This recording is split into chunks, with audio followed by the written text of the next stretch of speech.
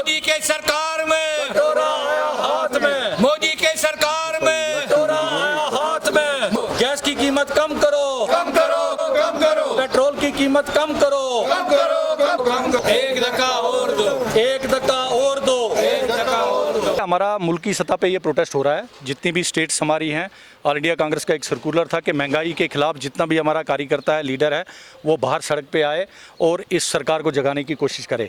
और उसी की एक कड़ी जो जम्मू कश्मीर रियासत है, यहाँ आजकल यूटी है, इसमें हमारे जो पीसीसी प्रेसिडेंट हैं वो जम्मू में एक बहुत बड़े प्रदर्शन को लीड कर रहे हैं।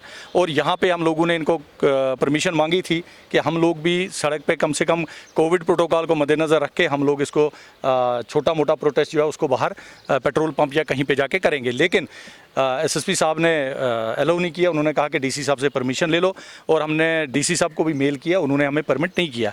और हमने यहीं पे अब ऑफिस में ही जमा होकर जो जितने भी कमती में हमारे साथी जिनको बुलाया हमने, और यहीं पे हमने इसको ऑर्गेनाइज़ किया।